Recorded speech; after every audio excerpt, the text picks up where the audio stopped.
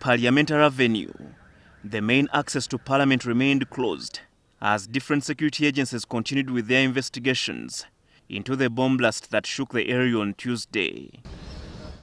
Unlike Tuesday, the entrance to Parliament was opened and a few MPs and staff accessed the premises. At the checkpoint, thorough security checks are being carried out.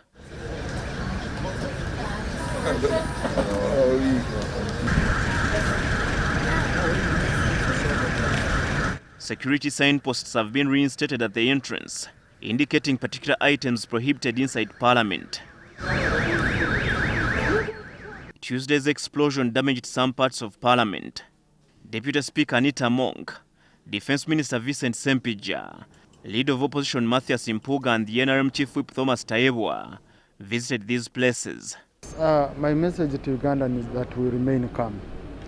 Whatever challenge we might have had yesterday, whatever shock might have come in, it needs to find us strong, it needs to find us calm.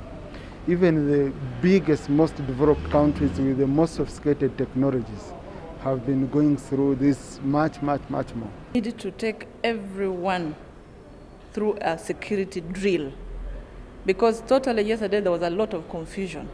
Secondly, I think it's high time the President came back to Parliament to address issues of security again. Not just addressing issues of security, but taking actions, real actions. There is no reason to lose it all. We are still in charge as individuals, as citizens.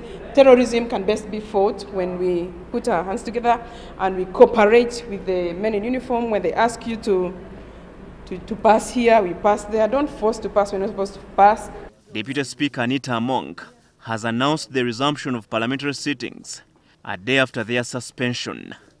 So I think what is very important is for us, when the House reopens, for us to present a statement in the House as the executive. It might be the Prime Minister, it might be the Minister of Internal Affairs, it might be the Minister of Security, but it would be the executive. So we are going to prepare ourselves so that we can give an update on what is happening in the security sector in the country.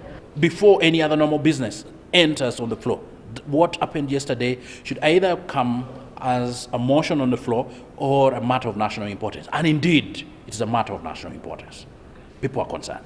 Yes, it's an issue of national importance, something which touches life, something which touches security. I think as Parliament, we really need to come up with measures. We need to talk about it because we are people's representatives. They are not only here in Kampala.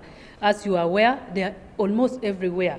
We need to revisit the budget of all the security agencies to see how much money goes to the ordinary policemen and soldiers who are fighting terrorism, as opposed to the money that goes into buying vehicles and escort vehicles and facilitation of the supervisors, the colonels and big people.